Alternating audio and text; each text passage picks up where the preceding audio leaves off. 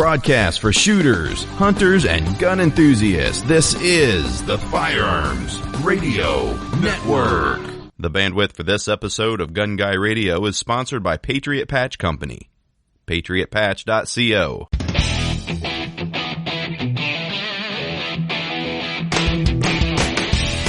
Welcome to episode 266 of Gun Guy Radio.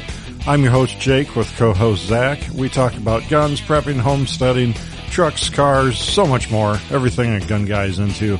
This episode is brought to you by Patriot Patch Company. Hey Zach, what's up? Oh, not much. What's going on with you? I'm worn out. I've been working on projects around the homestead, quote unquote. And boy, I see why people just tear everything down and build it new. I mean, you know, you see businesses and stuff do that, and people are like, why would they just tear it down? That building was great. Why didn't they just remodel it? I'm like, yeah, now I get it. Just burn it to the ground and start over. What always makes me think of is like people like during the Depression era, like that just had to make do and do things the hard way. Like their life had to be so much percentage of their life had to be dealt with just maintaining. Like, not even thriving, just surviving, and I don't know how they did it. Right, my grandfathers and great-grandfathers, can you imagine how much time they spent just straightening used nails so they could use them again? Like, they all did that. They all saved used nails and reused them. You know, they all had the jars of nails and screws, and, you know, they didn't throw anything away, and they actually utilized in other projects and stuff. I can't do it.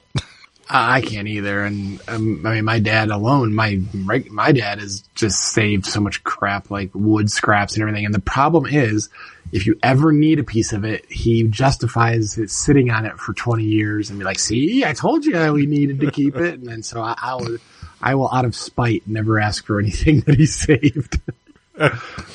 I've come to realize, you know, I talked about how we went around on these town cleanup days and got lumber and all this free stuff and great stuff. And it really is. I mean, we're building this garden shed that's yet to be completed. But didn't we start talking about that like 4 months ago? Yeah, pretty much. But you know, a lot of it is reused stuff. And now I'm working on. I'll talk about this later after Zach's actual gun stuff, but now I'm working on the chicken house barn. It's an old hog shed, so it's pretty big. Just so much time wrapped up in it. I found out my insurance company won't even insure it. So there's that. A chicken shed? Well, what do you need to insure it? Are you worried about like burning down or something? Or they heard the episode that you got everything for free and they don't want you to commit insurance fraud by claiming something on the stuff that you got for free. Well, I've got 3 outbuildings that they deem too run down, I guess, to insure. Wow, sick burn for the insurance company. I know, right? I'm like, they're not that bad. I've never been made fun of by a corporation before. Well, I mean, the replacement value alone, I mean, for me to rebuild a building the size of this chicken shed would cost, you know, between $10,000 and $20,000 easy in materials. So that's kind of a hard pill to swallow, to put all this work into it and have it non-insurable. Do you think that's why you have those concrete pads out there with no buildings on them anymore? Do you think those just burned down or something happened and they couldn't insure it, your previous owners? Could be. Yeah, I don't know. I mean, a lot of it is that the farming, you know, especially in the 80s, was hit hard and just, you know, everything was in decline. So, you know, if they did get insurance money for it, they wouldn't put it back into the farm at that point. Because, you know, the homesteads around here, the farms, there's just half of them left, if even that. Most of them are just cornfields. You know, back to the dirt and dust. You know, they're just gone. They're just gone. But if you look at the old plot maps and stuff, you can see where all these homesteads and farms were, and it's kind of sad they're all gone. But just kind of the way of the world, the farming economy. Your insurance quote reminds me, have you ever heard the podcast Are You Garbage? No. It's a comedy podcast. There are these comedians out in New York, and they are the funniest. I mean, it's one of the funniest shows I've heard in a very long time. And they basically bring on guests and they ask these questions to them, and they determine at the end of the show, is that person garbage or not? And half the questions they ask, I realize that at least I grew up garbage, but I don't apply right now, technically, but like one of them, would be like, have you ever gotten an insurance payout and not put it back into the things that was insured? And all I think back is like, back in the day, my parents had at my parents' house, some storm knocked out the neutral line or the ground line on the power pole, and it fried all the electronics in the house. And so they had like, this is back in tube TV days, like right when we were making the transition into flat screens. And I remember they burned up 5 TVs and bought a sweet DLP projector back then. And I was like, yep, that's an RU garbage move. Yeah. I had a DLP back in the day, man. Me too. They were the thing. Well, I had the DLP. I don't know if you remember this, but at the apartment complex that you used to manage, I had a 500 square foot studio, and I had a 65-inch Sony DLP. Now they were the somewhat narrower depth DLPs, but it was still pretty deep, compared to today's standards, where I'm looking at an OLED right now that's, a half an inch thick or less. But, that thing was overpoweringly big for the room, and it looked amazing for the time, except for off axis. Oh man, those things are bad off axis. Yeah. Side note, those DLPs, apparently you can take the reflector out of them, or maybe that's the wrong term, but you can take this big sheet of like opaque plastic out of them and then create, how you would burn ants with a magnifying glass? What do they call those, like a Fresnel lens or whatever? Yeah, it'll melt rocks. It's like it'll make molten out of rocks, those lenses, if you set them up right. Interesting. Yeah. So you found any of those in your junk adventures? I have seen 2 on the side of the road, and I've resisted both times because I've got enough stuff. Why don't you just keep tools with you, then tear the lens right out on the side of the road and leave right. the rest for the next guy? Yeah. Well, again, it's a time thing. Anyways, let's get into what you've been up to, because you've been doing some gun stuff. So you haven't done any gun stuff? You've been on a tear in the last few episodes of all the gun stuff you've been doing. And did you just give up? Lose interest? I blew the lint off my gun with the air compressor. So give us an update then on your 365. I'm still carrying it. I haven't done anything. So it's as it is, right? The flat triggers factory. You have the Romeo Zero factory optic. Everything's the same. Everything's factory, right? Yep. I haven't had any motivation or time to do anything really at all. Do you feel more comfortable with the dot now? No. No, interesting. Okay, so after, I think last episode we talked about my class, right? I think so. No, we need to talk about your class. Oh, we haven't done the class? No. Oh crap. Okay, well, so at the a while back now, I don't want to put any timestamps on this because I don't want to give Jake pressure to put this episode out in a timely manner. But basically, I attended a class in Colorado. Oh, it was prepping for the class. I think we talked about it, right? Right. Okay. Yeah, that makes sense. I know we talked about it at some point, but so essentially I went down to Fort Collins, Colorado, spent a week training with Dave Spalding of Handgun Combatives because it was his last class ever. And it was amazing. I mean, it was amazing. It was great. The weather held out. I was really worried about rain. I hate getting down and dirty in the rain. Like, I know people say like, if you're not trained and kind of thing, but I just don't like doing it. I'm uncomfortable being wet and sopping wet in jeans. Hate it.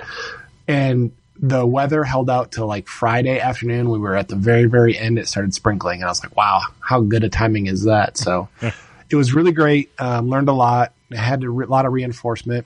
Had my gun break. Did we talk? I thought I could have sworn we talked about this. No, okay, so I brought OEM Glocks. Good thing you brought like 19 and a half backup handguns. Yeah, so I brought 3 guns with me, 2 19s, one had an optic, one didn't, and a G34, all Gen 5 guns, and that had a Holosun 507, or sorry, not a 509T, the little square mailbox looking one. And I'm doing the class, and I think it was day 3.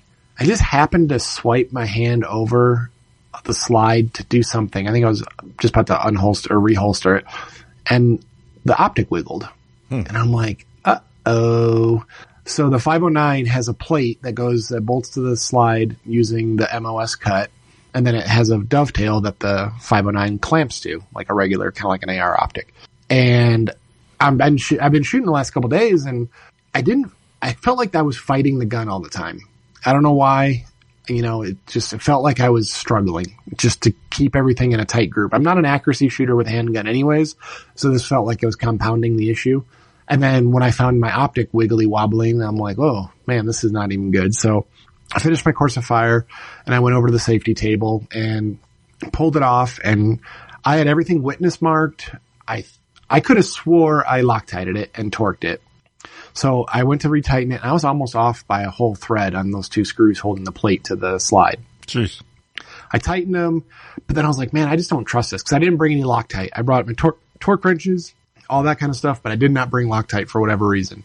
So I put that gun away, grabbed my 19, switched to my 19 that has an RMR on it, and it was fine. Fast forward to when I'm back home, I went to go re-Loctite and everything, and when I pulled the screws out, I did not see a distinct residue from Loctite on the screw threads. So I could have forgotten to put Loctite on there, so that's my bad, but definitely came loose within 500 rounds, because I think I went through 1,200-ish rounds the full week, so it was a couple days in. So yeah, definitely check your screws and make sure you Loctite, because that was really embarrassing. But what was interesting too, these guns all had factory triggers in them, which on a Gen 5 is better than, Gen 3 and 4 guns. They're a little better triggers, but not, drastically. And I still felt like I was struggling with the 19. It was better because I didn't have any optic wobbles, obviously, but Dave Spalding had a factory Glock as well, yet his was worked over by David Bowie out of Bowie Tactical, where they do a grip reduction. So he cuts the backstrap off a factory Glock, makes it front and back straps are parallel to each other, like a 1911. He does a horrendously ugly stippling pattern. It looks like a tree bark. I don't love the pattern. The gun doesn't look good to me, like to my sight, but it works. I mean, the gun points, because I really, really realized during that class that you should be able to point your gun, open your eyes, and your sight should be right in alignment. All these factory Glocks with the hump on the backstrap, every time if I do that, my sight is pointed up. I knew this. I learned this at other classes I was at, but I thought I could overcome it, or, torque my hand down. And you can. That's what Dave's solution is shooting a factory Glock is wherever you think you are, torque your grip further, and it cants your hand down just a little bit, and it's aligned. But I also learned, I'm almost 40 years old, and I don't need to be fighting my gun. Like, it's not in a country where you buy one gun and you're stuck with it for life. I need to have a gun that works for me, not against me. And so I stupidly, this is so stupid. I came back and I was playing with all of our guns at the office, and the Timberwolf frame that we make is dang near perfect. Like, the grip angle is perfect. It just put it out there and opened my eyes and the gun's right there. And I was like, well, that was stupid. I thought I was, taking away the Mr. Murphy rules by picking an OEM Glock, and I had problems with that. So, and the last class I did, the Scott Jedlinski class, I had problems with my RMR breaking on an OEM Glock. So I don't know if I'm cursed or what, but so this all that to say is, the last day of the class on Friday, I asked Dave, can I borrow your gun? Can I just use your gun for the class? And he's like, sure. And so we swapped guns. And I felt like I had laser beams coming out of my fingers. Like, I was just having the gun right there presented, so you're not spending time getting the gun on target after you've already presented it. Saves so much time and so much efficiency in the draw stroke. It was great. And his gun had a much lighter trigger, and I didn't realize, I was like, everybody should be able to deal with a Glock trigger. It's no big deal. What are you guys talking about? But having a smooth trigger that does not move the sights is a huge deal. And I don't know why I don't know if I was naive or just stubborn about it, but like, yes, you should be able to shoot a factory gun, but in this age of all this customization, why wouldn't you just pick a gun that works for you right from the get-go? And, or has the ability to be tweaked to fit you exactly right. And so that really made me think, like, man, maybe these OEM guns are not ideal. It's really no time to sell a gun right now, though, because the market's flooded with guns, and you ain't gonna get anything. So all I did is I cleaned them all up and I put them in the safe, and I said I'll deal with that another day. But what it made me do is I got a G48 from our stocking dealer program. Showed up finally right after the class, and that gun doesn't point for me either. My 43 doesn't. They don't have nearly as much of a hump as the factory, like regular size guns are, but there's definitely a hump, and it definitely puts the front sight up for me. I saw a company makes this, like beaver tail extension, but it doesn't go all the way down. It actually fills from the webbing of your hand, basically, just that inside curve. It spaces it out so it's even with the hump in the back. But of course they're back ordered right now. So I'm waiting for them to have them, and then I'm going to try that before, throwing the baby out with the bathwater on the 48 and 43. But, if that doesn't work, I'll probably just either, mothball those guns or get rid of them. So all that leading me to be is I bought a SIG. After all of that, I came home and I was playing with my carry gun, and I'm just like, this gun fights me too. Like, I don't know what's going on here. And so I went and played with the SIG in our office. We have a 365 XL, just like yours, with the same optic on it and everything. And I'm pretty good with that. And then I tried my buddy Dan's regular 365, just shorty. He's got no optic on it, just irons.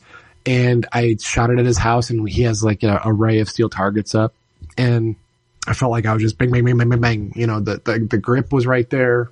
The trigger is, comparing a SIG trigger to a Glock trigger is just so different. They're completely apples and oranges, but it works. So I ended up buying a 365 standard, with just, the regular grip and everything. But I really like that Wilson Combat grip. And so what I did was the 365 grip fits my hand mostly, but the XL grip fits it better. So I bought an XL grip to go on my regular slide, which is a cool thing about these SIGs. They're super modular, where you can just swap them around, no big deal. And the regular 365s come with a curved trigger, so I bought a flat trigger, swapped it in. It was no big deal. And I took it out shooting, and I felt like it felt right. So the only thing is the iron sights on those guns are a little bit chunky, and so when I was getting like the 12 to 15 yard line on those, I felt like the irons were just covering so much of my target that it was really hard to get super precision on it. So I'm still going to go with the dot. I actually just sent off today, literally as we're recording this, I sent my 365 slide off to Pike over at Mod 1 Firearms to cut the optic for it. I'm going to go with a 507K again on it, and I'm going to try it. But I don't know. You said you bought a holster on Amazon, right? For yours. Are you still rocking that holster? Yeah, after some Dremel action several times. Was the Dremel action for the optic? Yeah. The first time, no, that was a different holster. The one I'm carrying is for the optic. The other holster was for, it wasn't built for the XL, so muzzle. The muzzle you had to make fit, but yeah, it wasn't an optic cut Kydex taco holster that I bought, and I didn't even realize that when I bought it, but when I put the optic on it was pretty obvious that it wasn't going to work whatsoever. Well, so I'm right down this rabbit hole here with you too, and I put a few links in the show notes if anybody wants to see it. But like this Bravo concealment outside the waistband holster was in stock. It's super cheap. It's okay. It leaves space for the optic. That's fine. But it just feels, it's injection molded. It's not Kydex, so it feels a little chintzy, but they're cheap. They're like retails $37. So you can't really complain. Yeah. So I tried that one, and then, our distributor started seeing some come into stock finally. So I bought the Safariland. Click this link to the Safariland one. It's an outside the waistband paddle holster, has the ALS locking mechanism, which is great. Mm-hmm. But if you look at the image, see the little thumbs or the screw up at the top right of the picture? You're looking at the profile of the screw head. Well, it covers all the way back to the rear sight. So there is no way to run this with an optic. So weird. Why is that there? I don't know if it's part of the locking mechanism or what, but it's pretty thick there. So I was really hopeful for that because I do like Safariland a lot. And this one is a paddle holster that I can just slip right in without having to thread it through the belt. Because for whatever reason, I think it's because I'm left-handed, but my belt buckle goes on my right side. So I thread through clockwise from 12 o'clock around to my belt again, or the buckle again, where that makes it really hard for right-handed holsters because you have to unthread all of my belt, put it through, and then, so I can't just, pull the flap, unthread, and then put it back. So it's kind of a pain to put belt clips in for me. So then the Safariland I really like as a holster. It worked great, but it's not going to clear the optics. So I need to either see if they make one that has an optic slot. I didn't know it when I bought it, obviously, so goes to my holster bin full of junk. But I also got a Raven concealment pre-run, I guess they call them. Perun, I don't know, Perun. That looks optic cut.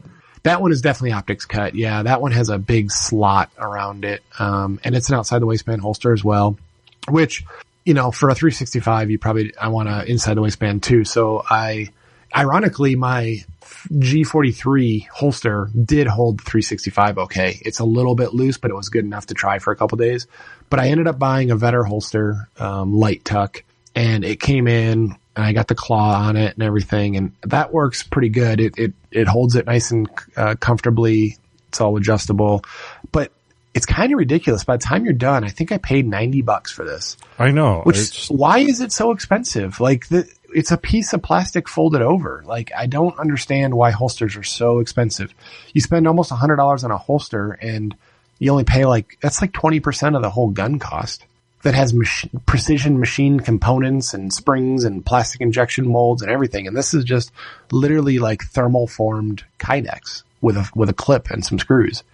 I don't get why they're so expensive. I mean, for a Vetter, you're paying for the name, obviously, I think. That, then you go on Amazon, eBay, and you can buy, no name, essentially the same thing. I mean, it doesn't have the same clips or the same accessories on it, the claw or anything, but essentially the same thing for, $25.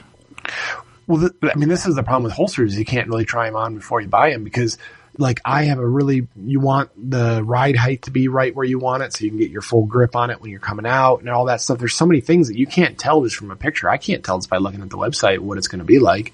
So you just blow all this money on all these holsters and hope one of them works. And then I don't feel like there's really much of a used market for holsters to get rid of any that you don't want anymore, unless you just want to give them away, basically. No, there's not. I mean, Vetter says there's a 30-day money-back guarantee, so I guess, a company like that, you can send it back if it doesn't ride. Oh, that's true. Yeah, right. That's true. And ironically, the Vetter has been the one that I like the most. Of course, it's the most expensive, but yeah. But I had another interesting thing, though, is I went to the class and I had so when I had that 509 malfunction on the plate, I also noticed my carry gun, which was a G43 X with a Holosun 507 on it. My battery was dead when I looked at it. So thankfully, these new Holosuns have a little tray. You just unscrew it, pop the battery out, which is awesome. And I actually brought extra batteries with me. I made sure I had batteries for everything before I went. And I put a new battery in it. It was fine. And then when I came home and I was shooting this new SIG, I was at work and I was shooting the 43X as well, right beside it. And a funny thing happened. My optic went from the normal where I could hit the buttons to go bright up and down and do all that. It went full bright, 100% bright, Starburst City, and was locked there. Buttons were unresponsive. No button combination did anything. Wow. I took the battery out, left it out, tried to reset it, put a new battery in, did everything I could think of, and it's stuck on full brightness. And I don't know what to do. So I went to the Holosun's website, submitted an RMA request. They actually sent me a label and the form and everything. So that was great. And then I went to go look at it again and it was fine. And I'm like, well, this is stupid. What is this flaky? So I didn't think anything of it. So then I'm like, okay, I'm going to send off the SIG today to get it cut at Pike's place at Mod 1 Firearms. And I noticed the optic was back to full bright and unresponsive to battery presses again. So I already had to ship it off so he could get it all mounted and do everything right. But once it gets back, I'm going to submit for the RMA because I thought it was fixed, but it's not. And that's a 507K, which I've been using on the G43. I'm going to use it on the SIG for now. But, what I ended up doing also is I just ordered today a Holosun 407K. in green, because I needed two anyways, because I have the 43 and the SIG. And the difference in the 407, it's much cheaper than the 507. And I'm hoping it's a 6 MOA dot versus a, 2 MOA with the circle dot around it. And I don't really use the whole circle dot reticle on a pistol. I think it takes up too much of the window. Yeah. I actually tried it at the class a couple days to try to see if that was better for me, thinking you could just bracket stuff, but it obscures too much of the target for me personally.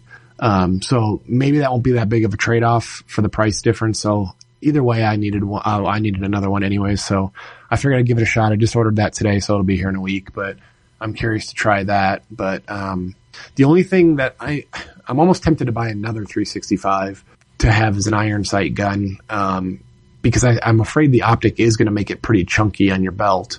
And even that Wilson grip module, it's super comfortable because it has all the swells and palm swells and everything, but you definitely feel it on the hip.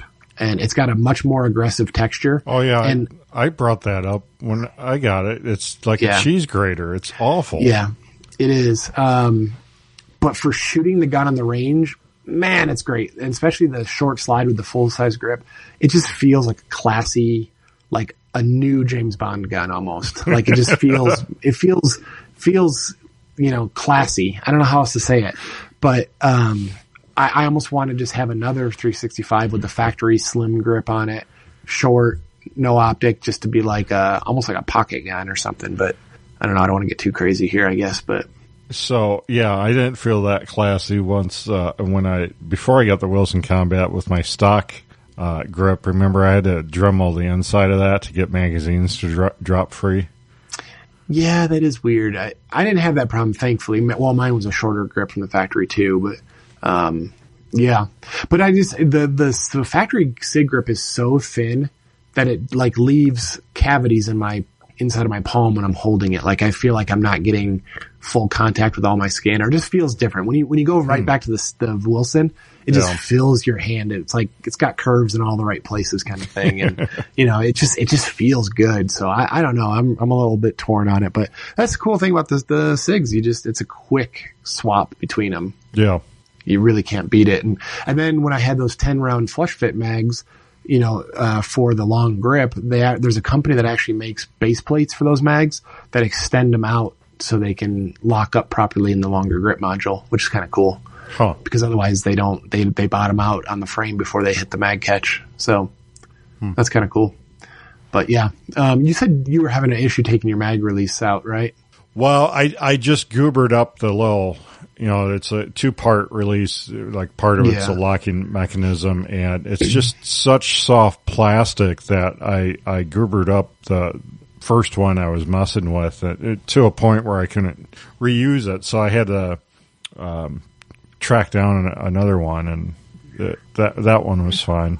I had to do some research on how to do it right, because I remembered that, and I was like, "Oof, I don't want to screw mine up." And then they said, like, I think it was a paper clip you put in there, and then you kind of wiggle it to like walk out the locking mechanism out of it, and that worked out okay. I was able to get mine out, but man, that taking that whole FCU apart to put the flat trigger in there, it's an adventure the first time you do it. Like I had to watch a video or two just to make sure, because everything is like overlaid on top of each other. They all interlink with each other and they're interconnected. So one thing they has to go in order, but I did the instructions and it was fine, but there's definitely, you had to look at it a few times to figure out how it all worked, but it definitely did work. And it's pretty ingenious how they did it. I'll give SIG all the credit in the world for doing that FCU. That is a pretty neat feat for how they accomplished that. So, back to the class, what did you learn besides, you don't like Glocks anymore? Well, I learned to take more time. Like, we do a standards drill at the end, and I'll get to that in a second. That's the only thing that screwed me up is, I try to go too fast. Like I can spray and pray faster than anybody. But if you want to try to get hits on target, I got to slow down a little bit more. Cause there were some guys, there were some older guys next to me that were shooting SIGs, and man, they were just punching one big ragged hole in the targets all the time. Now, when they got under pressure and had the time crunch under them, they started fumbling. So it was kind of the opposite. I could do the speed, but not the accuracy. They could do the accuracy, not the speed.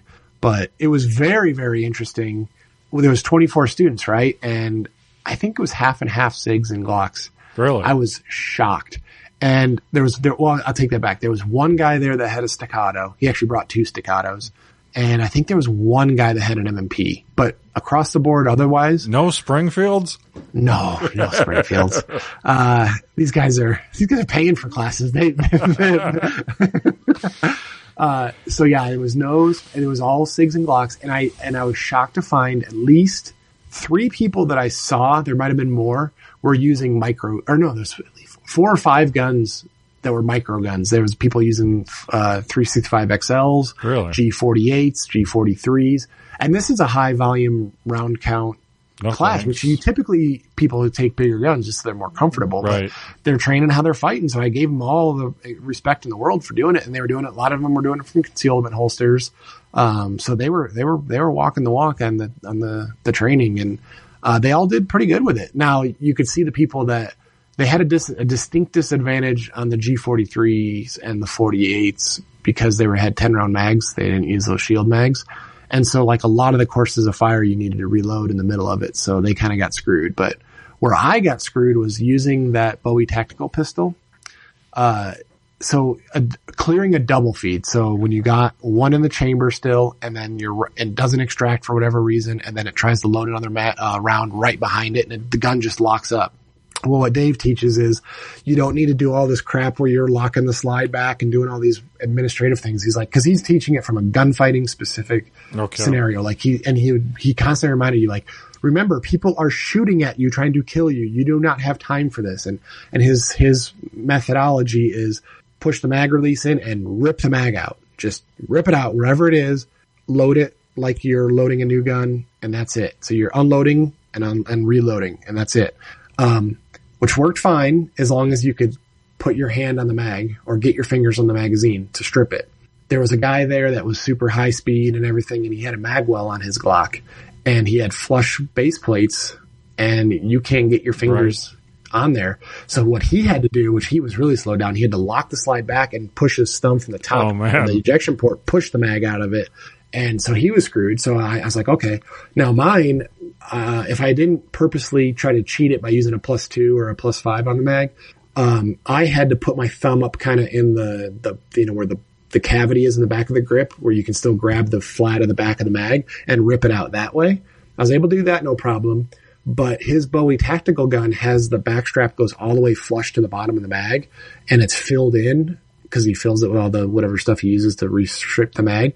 And he doesn't have the little half moon cutouts on the side of the grips to be able to expose the magazine to rip it. So that stress, I think it was 4 seconds, I want to say, just to get another shot off. I couldn't do it. I could not rip the mag out fast enough because I could not get my hands on the mag. I was fumbling. I'm like slipping because there's just that little tiny base plate to rip it from. So that's the only thing I missed on the standards, which stinks. But I could have done it with my own gun, but I was using his gun. Didn't think about it. My own fault. But that was interesting. So I learned that.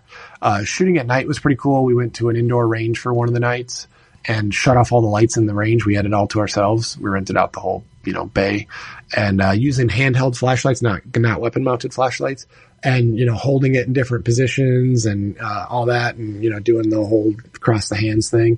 And it quickly made me realize I appreciate a weapon mounted light, because all of those techniques turn into one-handed shooting drills. And it's a lot harder to shoot one-handed than it is two-handed. So that was interesting, but it was really cool to see, from the call to get the light up out of your pocket on target, get around on target and shoot. That was really cool. And just, it was a lot of movement, just moving, shooting, all that kind of stuff. So definitely worth it. It was an enjoyable class for sure. Did you, talk or admit to, being, one that gets his latest gear and gadgets from Alibaba Express? No, I don't think it came up. No, thankfully I did have an Alibaba fake Surefire on the one gun, and I didn't have to bring that gun out, thankfully, so I never had to be exposed. But yeah, no, I'm the high speed Ali Express operator, I guess. Yeah, you're a sponsored shooter, right? Yeah, Jack Ma or whatever his name is, right? Oh, boy. So, was there any interesting failures that you saw other students have? Yeah. Reman ammo. Really? Remanufactured ammo. 2 guys were running remanufactured ammo. One, the guy that I mentioned a minute ago that had the magwell on his gun, he had like so many failures to fire with, I can't remember the brand he had. He had some no-name remanufactured ammo that I'd never even heard of. So it must have been like a local or regional thing because he was from the area. That was actually his home range. He ended up going to the pro shop at the range and just buying brand new ammo because he was sick of it. And then the guy that had traveled from Sitka, Alaska to attend the class, wow. He was using a P365 XL. He had LAX ammo, and he had probably 9 or 10 light primer strikes right from in the first day. And he had no other option. He had, flown in with all that stuff. So he had another firing pin from a 365 that he swapped in, and he said that helped lessen it, but it didn't get rid of it. So like he got, and that just, when you're trying to focus on learning and you have a failure with your gun, it like just breaks your momentum drastically. Like he's under the gun trying to focus doing those things. And, there was 3 instructors in this class, 24 students. So we were shooting 12 at a time. So the instructors are walking up and down the line watching you specifically. So that puts pressure on you right then and there. And then to have a gun failure on top of it all, man, it's just disheartening. So that was a big one. And then other than that, I don't think anybody's gun really failed per se. I think everything else is pretty good. They did talk about some 320s that have failed in classes by firing with no hands on the trigger, no hands on the gun. Like, you're huddled up talking, before you go do the drills a lot. And he said they had a student, law enforcement lady in the class, and her gun was holstered. And everybody, arms crossed, nowhere near it. No, it wasn't during reholstering anything. And all of a sudden the gun went off on him. Jeez. And it's just like, he said if he hadn't seen it himself, he wouldn't have believed it. But I guess that's not the first time that's ever happened either. So it makes you a little leery of the 320 series, but. Yeah, I've seen a lot of stuff online about the 320s, having some safety issues. Yeah. But they're definitely accurate. I mean, the guys shooting them, I think all the SIG people were putting pretty good targets up for that class. Kind of neither here nor there. Yeah. Well, now that we both got the same carry gun, I'll probably be switching. So, boy. Why is Springfield bringing another gun out? You want to try? No, heck no. Well, you did mention, earlier that, it's really nice to have a gun that just works for you, or I forget how you phrased it, but, and that was really, that's why I carried the Springfield so long. The XES, in 45, it was a longer slide, like 4.4 inch slide, something like that. But that gun just pointed well, it worked well, never had any failures with it. I could shoot it so well. And so it, it's really got me kind of feeling, what am I doing? Going to SIG now, having all these problems where I had something that worked well for me. The only thing is round count. I really want to carry more rounds than that XD45 could carry. And I really don't want to go back to a Springfield. So I don't know. I have thought about maybe trying, some of the Smith & Wessons now, cause there's just so many more handguns on the market from back when I settled on the XDS. That was, 7 years ago or something like that. Was it new at the time too? And I can't remember how new on the market it was, but there just wasn't all this, vast market of smaller handguns out there at the time. And now there's just so many to pick from. Yeah. I mean, the world is your oyster on that. And that's where I really think, like, why try to make the gun fit you when there might be a better option right from the factory? That's funny because I actually came home and I pulled all of my handguns and I'm looking at them and doing the old presentation test. And ironically, the M&P 2.0 compact that I've got just does point too. And it's got a little bit of a hump in the back, but it's mostly parallel front and back straps on that as well. I can't carry that gun though, because that grip texture just tears my skin up too. Well, I've thought, with this Wilson Combat, I mentioned it before, just, taking it to the belt sander and make the side that, kisses your love handles, make that smooth. Yeah, I mean, you could put like an inner tube over it or something, make it smooth, but then it might be slippery. But I don't know. For carry, the SIG grip module is probably better. But just shooting as a range gun, man, that Wilson is hard to beat. Yeah. No, I like it.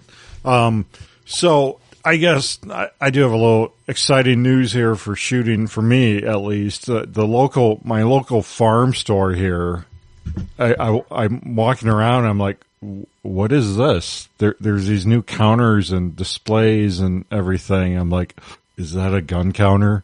And then I'm looking, I'm like, oh, that's definitely a gun counter, because they got all these rifle racks on this one wall and everything. Nice LED lit, white, real nice cases and everything. I'm like, wow, they're going to carry guns. I'm like, that's because they've always had, since I've been here, had ammo. And who knows if years ago maybe they had guns, but they didn't when I got here in South Dakota. But they're going to start carrying guns starting in November, and that has me pretty excited. It's not a chain or anything. It's just a one-off store. Yeah. Oh, what's the name of this chain? Bomgars. BOMGAARS.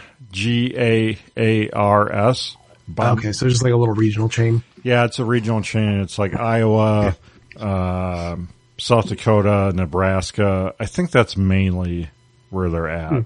But that's something that I can see what kind of deals they got here for Black Friday and stuff like that. Like you had mentioned before, I think we're going to see some pretty good deals this Black Friday. So I might shoot up to the Fleet Farm and the Shields up in Sioux Falls here and see what they got for deals too, and maybe buy it. I don't know, maybe buy a couple of handguns just to try out, because like you're saying with the holsters, it's kind of hard to try these handguns out too, unless you got a range where you can rent them, and I don't have that. So I might try a few out and just sell what I don't settle on and go from there. I'm with you. I really want to find something that naturally works for me, like the XDS. Yeah, you're right. It's definitely an adventure, and and we got in. Did we talk about the Timney trigger? I think we did. The Timney trigger is amazing. The Alpha, whatever one they do, it's like a full drop-in system that makes it like a sear instead of the way the Glock triggers normally work. No, I don't think we did talk about that. Oh, it's a crazy trigger system, and it literally adds a little sear mechanism in the trigger housing and the Glock. It completely changes how it works. But they don't make them for the small guns. They only make them for the full size compacts. So I thought that was my solution. I was like, okay, well, I can fix the 43 trigger just by putting one of those in. But, no, I can do it for the Gen 5, but then I was going to send my gun off to Bowie Tactical, but it's like $350 to do the grip reduction and everything. And I'm like, that's what really spun me off. I'm like, I'm not going to spend that much money for just hacking on the frame. I mean, that's just too much. So I can get a whole new gun for that. Yeah. Or not that exactly, but close to that, Well, it's hard for Glock. That's the serialized part, right? The whole grip. Yeah. So it's a little bit of hesitation if you're going to take it to your own belt sander or something there. Yeah, definitely. I mean, and that's what I did. I mean, I went down this rabbit hole hard when I first got back, because they make a jig that clips in the hole back there and the grip, and then it gives you two metal rails that you just slice the back strap off. And then they say you can actually heat up the one and then like flatten it and re-glue it back on and then stipple the whole thing together so it looks right. But I was just like, boy, that seems like I don't know if I want to try that on my own frame the first time, like that, and see, or have somebody that already knows how to do it. But it's hard to find. And then there's a guy actually local, Dave Mods Customs, which is super popular on Instagram, does all these crazy modifications and everything. He's actually right here in Spirit Lake, Idaho, which isn't far, but their prices are just like astronomical, like mid 400s for grip work. And I'm like, I'm not spending $400 just to take a soldering iron to the plastic. Like I could buy a whole SIG modules and, I could make it, I don't know, I'm turning into an old man or something, but I'm like, that's just too much.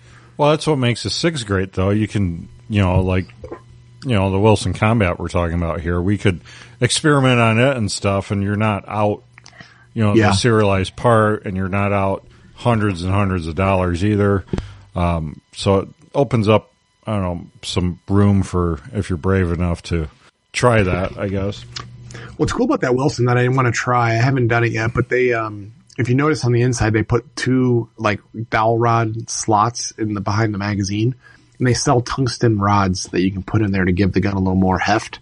Oh. Not what you really want in a carry gun, but for like the Class C one, that if I have a second one to make like a range gun, that'd be ideal. Yeah, I didn't even realize that. That's cool. Huh. Yeah, and they're not that expensive. I think it was $18 for the tungsten, if I remember right. But yeah, there's 2 little, if you look right down from the top, there's like 2 slots for it to fit down into. Huh. Right in the backstrap area. All right. So you want to hear about my new Suburban foibles?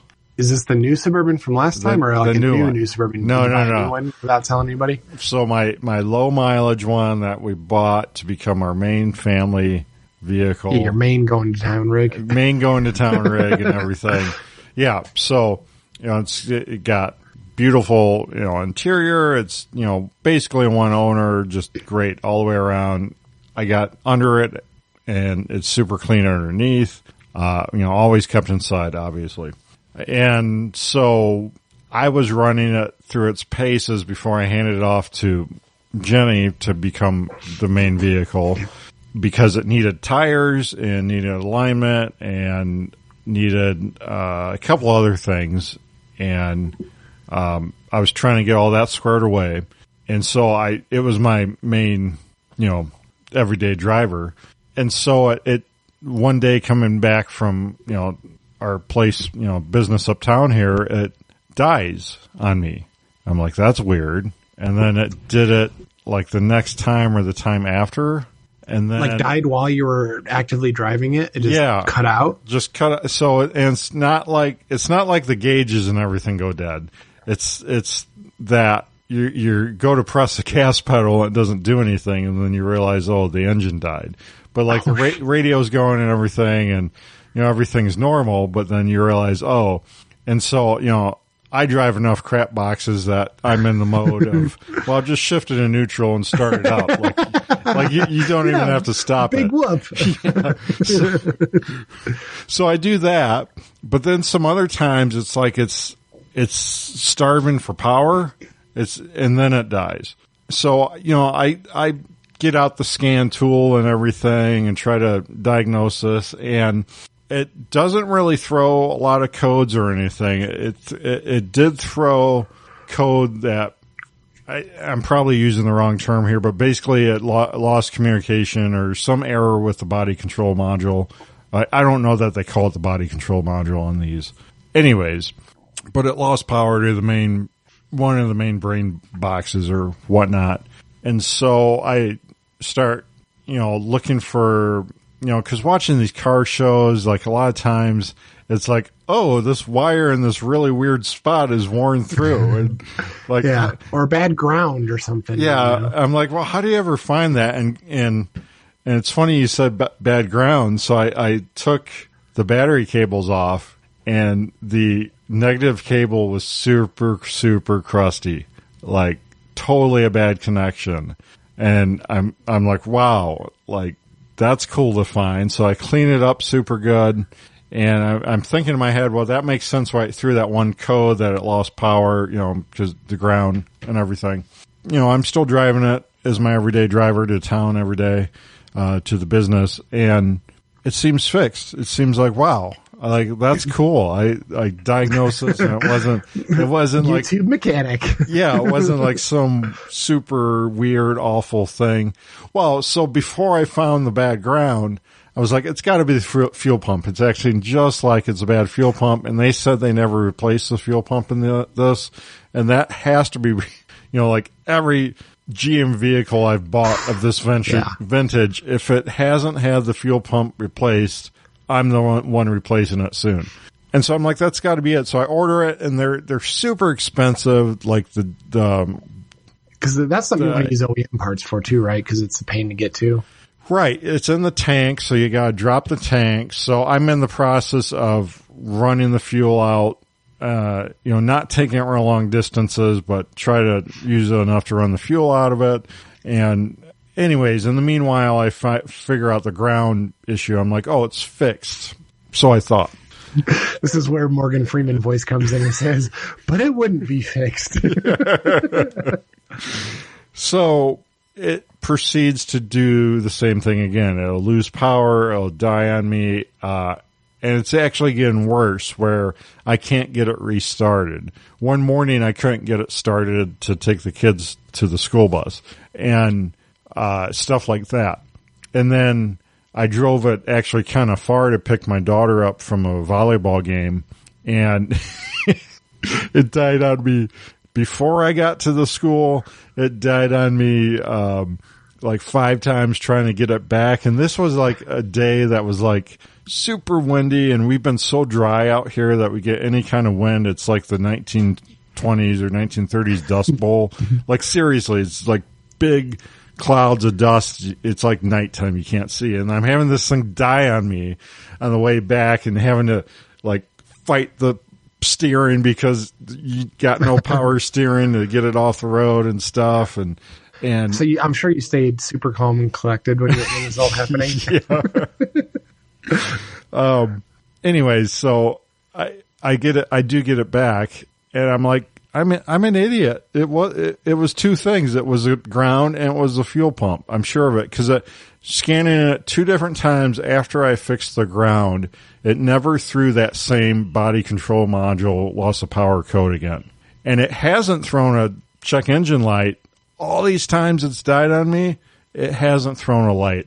So I'm pretty positive it could be a twofold thing. It could be a weak fuel pump because they don't always just go out. They'll get weaker. And it could be the fuel filter has maybe never been changed either. So so I ordered another. I already returned the other one. I ordered another fuel pump, and then I'll change the filter. So you don't have like a fuel pressure tester or anything to put on the rail to see how much pressure is building up at the rail or anything? Well, so when I put the computer on it, and during normal, I did run the live data and stuff during normal use, and the fuel pressure and everything and trims and everything look fine. And the historical data, if I run it around a little bit, looks fine. But I've never had the computer or the scan tool hooked up to it while it had an issue because that's the hard part. It's so random because I can take it to town like 3 different days and it doesn't do anything wrong. So just give Jenny the scan tool and tell her good luck. Yeah. Oh boy. So it is what it is. So some people might say, why don't you buy a more newer, reliable vehicle? But you could buy one, 10 years newer than this. There is no reliable GM vehicle. Well, anything like watching Pine Hollow Auto Diagnosis. Like he was working on. He gets a lot of bad Kias. Like he's made me swore off Kias and Hyundais. Well, he had a Honda Odyssey minivan that was a 2018 that you can't get parts for it because everything's so crazy. And it's only a 4 or 5 year old minivan. Yeah, that's crazy. And he was like, "Man, keep your older stuff, buy extra parts for it." I'm like, that's kind of my mindset too. Driving these 20-year-old suburban Yukons because you're not beholden to just the factory parts. Like if I had to, there's like 12 different aftermarket fuel pumps I could pick from if I couldn't find a GM one. So and there's it's such a popular model. I mean, it's the same as the GM trucks and everything too. So there's so many parts out there for these. And being a 20-year-old vehicle, like a lot of the issues are known issues at this point. You can look up and find, there's a forum post somewhere there with your same problem. Right. Whereas some of this newer stuff, you might not be able to find that issue anywhere else online to fix it. No, it makes sense. I mean, just the ability to get your car fixed, even if you don't fix it yourself. Like I have a coworker has a Mercedes-Benz AMG car, and he went to go work one day and his computer said brake failure. So he freaked out, not knowing what it was. And, so it took weeks to even get it to the shop to ask what needs replacing. And then he said Mercedes themselves were like booking out to December already to get stuff worked on. It's like, well, what are you supposed to do if you truly can't drive it? You're supposed to just sit and do what for a month and a half? Like, thankfully he was able to drop his fiance off and use her car during those days. But it's just like, what if you didn't have that option? What were you supposed to do? And it was just brakes and pads and rotors that he needed, but it was like ridiculously expensive. Took forever to get. It's just like, wow, that's not ideal. Well, and that's the other thing of watching all these YouTube videos too, is that we're finding out that the dealer is wrong a lot of the time, and you're left holding the bag. Yeah, for diagnosis work, for sure. Yeah. I mean, they're throwing parts cannons out just like you are at home. Yeah, so I don't know. It keeps me firmly in the camp of drive older stuff and figure out how to work on it yourself. I know not everyone can do that or wants to do that. I don't want to do it a lot of times either, but I'm too cheap to do it any other way. I don't want to do it either, and that's why we drive newer vehicles or, a little more bland vehicles. Like, I would much rather have an Audi or something cool, but like, I'm driving a Honda because I know it's pretty solid, all things considered, comparatively, relatively, but, speaking of cars, have you been watching the Rust Valley or the, what is the Vice Grip Garage TV show called now? Something Restores, I can't think of it either, but yeah, it's, it's, God dang, what is that called? It's a new Motor Trend channel original I think it's pretty good. Like, it's actually, I think it's better than his, a lot of times it's better than the actual, it is better. YouTube channel. It is better. Roadworthy Rescues. That's what it says. Roadworthy Rescues. Well, and I sent it to my dad, and he actually likes it. When, and years ago I sent him Vice Grip Garage YouTube, and I don't think he could ever get into it. But like, because this is a structured TV show, I think it's easier for him to get into it. Well, there's much more of a narrative to it. Like, you have 44 minutes. You got to find it, identify it, do the tour, fix it, and then upgrade it. Yep.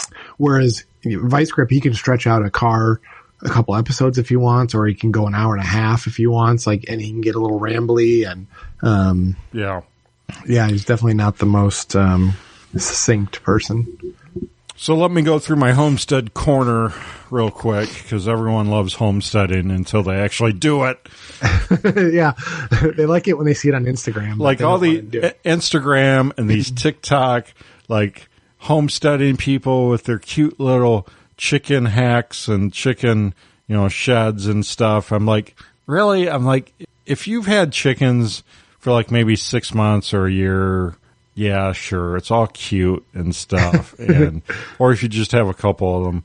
But like, a lot of these things don't actually work. Like some of their bedding techniques that, they'll do like sand and stuff where you go around with like a little kitty cat pooper scooper and go through the sand, and they're like, it's so easy to keep the chicken house clean now. And I'm like, yeah, if you don't have a job and that's all you do every day, like, well, these are all like trophy wives staying home and doing this for Instagram, right? Like, so they don't have jobs, probably. Well, no, there's dudes too, but I mean, it's funny. I mean, I can see how a lot of like real farmers and ranchers, how they roll their eyes at these people, because they really don't get it. If you're really doing it, all the time, and you're working a job while you're doing it, which a lot of farmers and ranchers do, it's just a whole different world. It's not this cutesy, Instagram thing. Anyway, so deep dive into my chicken barn updates. So this is an old hog barn that was probably built in the 50s or so and was rebuilt from another barn that probably blew down. And so it's kind of all cattywampus to begin with, and it almost fell over, and then someone kind of fixed it, but still a little crooked and everything, or a lot crooked. But it does have a metal roof on it. It does have electric out to it. It does have a concrete floor. When we moved here, it kind of had some chicken enclosure areas to it, which Jenny and I improved since then. And it's a fairly big building. So we got not just chickens, but we got a place for the cats, a place for the 4-H bunnies. 3 of the kids have bunnies and rabbits in 4-H. What makes a hog barn versus just like a regular? What do you mean when you say a hog barn? What does that mean? like the classical American farm hog barn. Now, this isn't modern day stuff. Modern day stuff is a big industrial. Okay. I'm Googling it and I'm like, I don't see what he's talking about. I mean, I see the pens inside for hogs, but. Well, I can look up after the show and show you what I'm talking about. But these would have been built like the late 1800s through like the 1950s, even 1970s. And then they became something else for hogs. But generally a hog barn is a long building and they're between like 25 or 30 feet wide, and they can be 50, 80, 100 feet long, just depends. And they're generally shorter buildings. This one I can barely stand up in, and generally they're just shaped a certain way. If you're from the Midwest and you kind of grew up on a farm, you know what I'm talking about. Anyway, so the electric, it had modern electric out to it, but from the breaker box on was all old, unsafe wiring, basically. Like knob and tube style wiring, or just like that cloth covered wiring? It would have been after knob and tube. It would have been the cloth covered without a ground for the most part. So not ideal. The cloth colored wiring, mice like to chew all that cloth off and everything, or it would just rot and decay, stuff like that. The actual wire in it is good quality wire, but it's not insulated at all like modern wiring, and it didn't have grounds and anything to the outlets. So I don't know, maybe 6 months to a year after we moved in, I ran some new electrical outlets out there so we could run the heated waters for the winter and some lights and have it on a GCFI, have it a little bit safer and everything.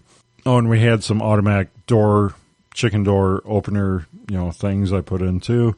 So I did that, but the lights I never touched, and it only had 2 light bulbs out there for the whole building. So the kids would have to wear headlamps to do, to do the chores at night and stuff.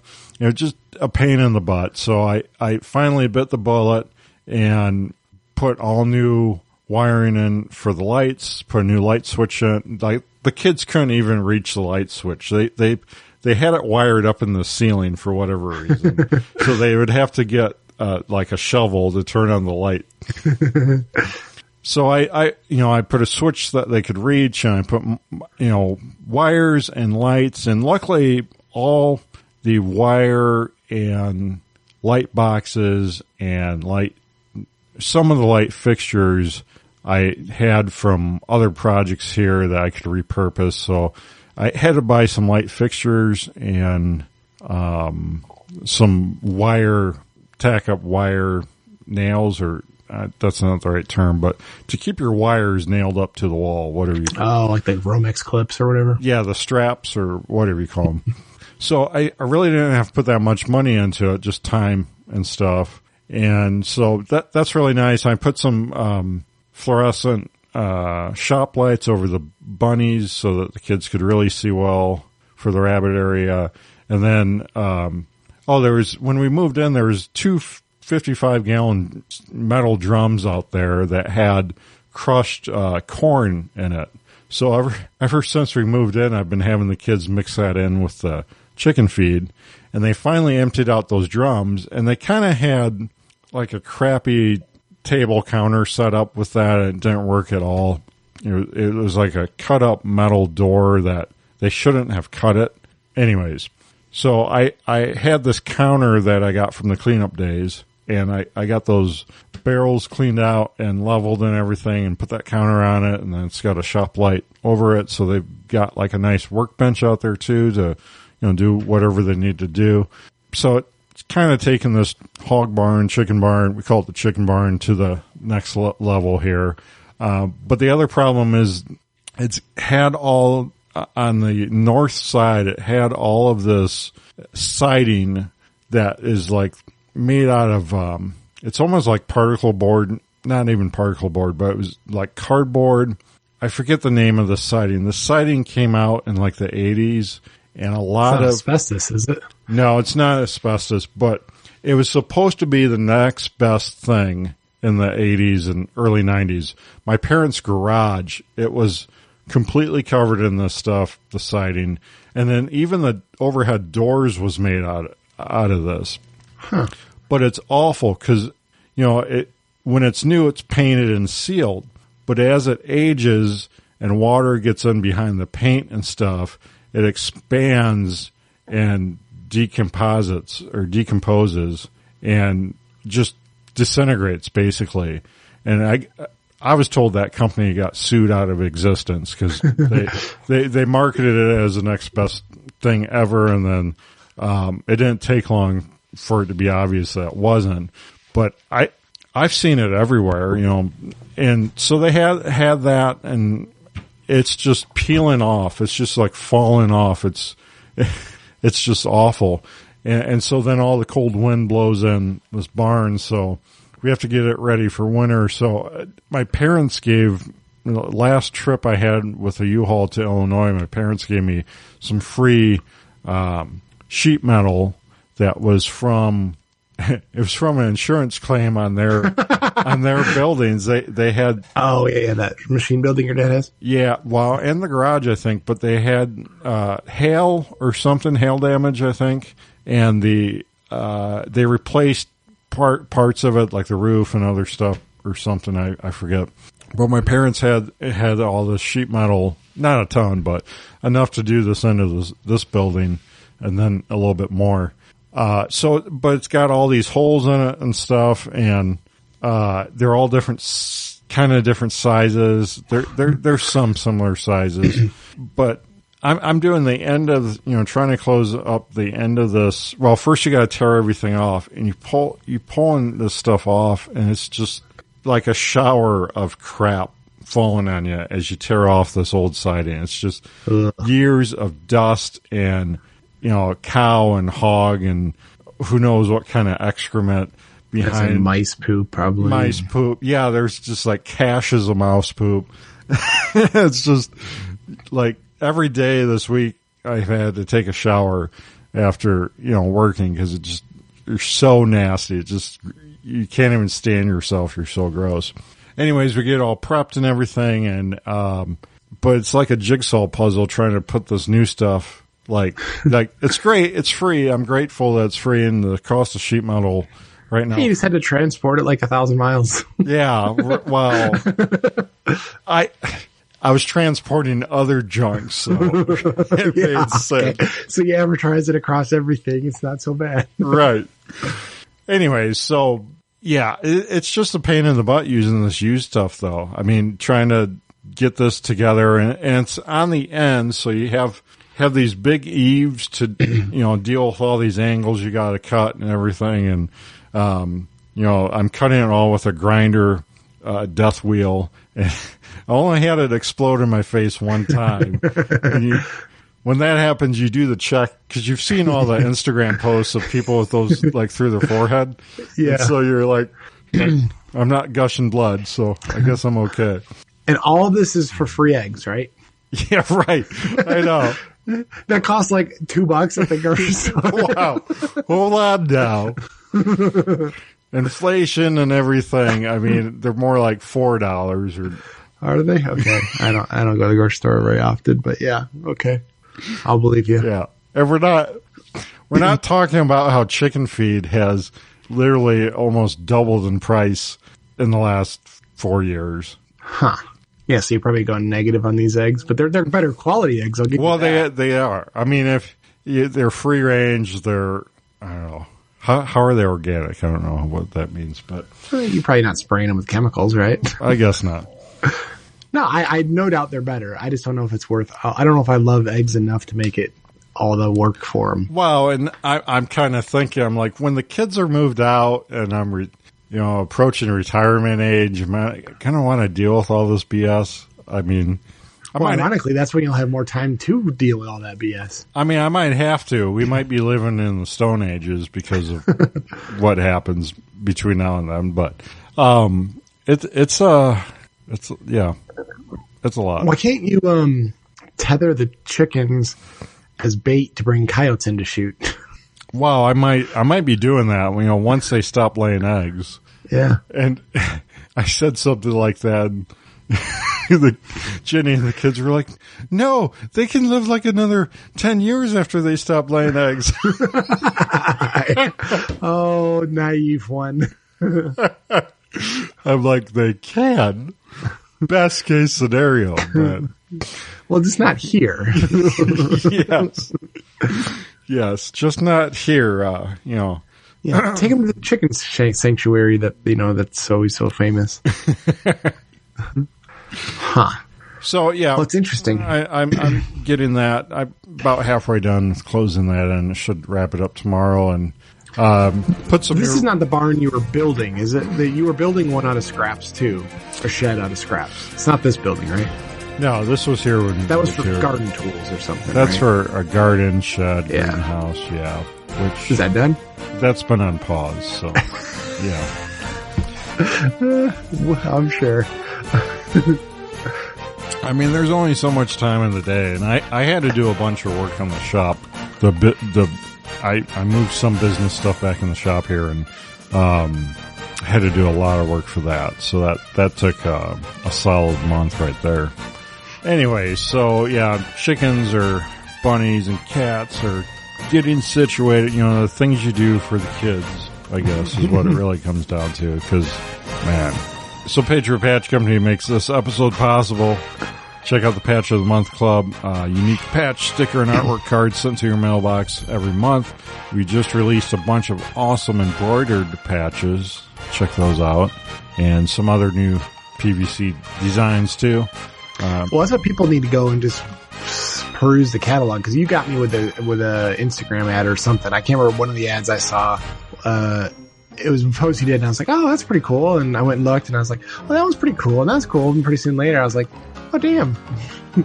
But you ship it super fast. I was really impressed with how fast you ship everything. Yeah, thanks. I appreciate the order. Split. I think the one that got you was Director of Rooftop Operations. Yes, it was, actually. Yes, it was. I mean, that goes well with your new night vision kick, right?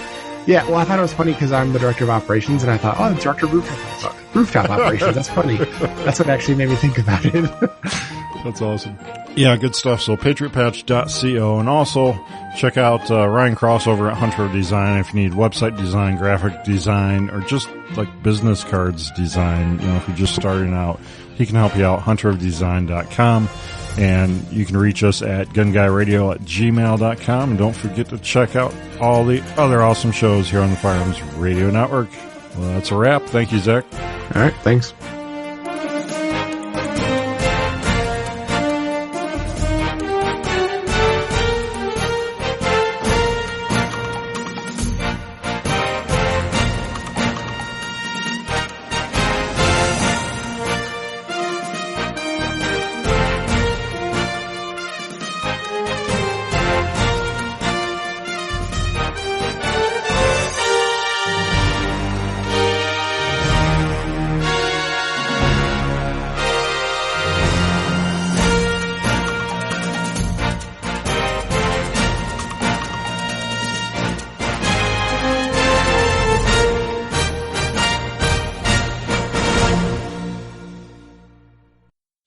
This has been a production of the Firearms Radio Network.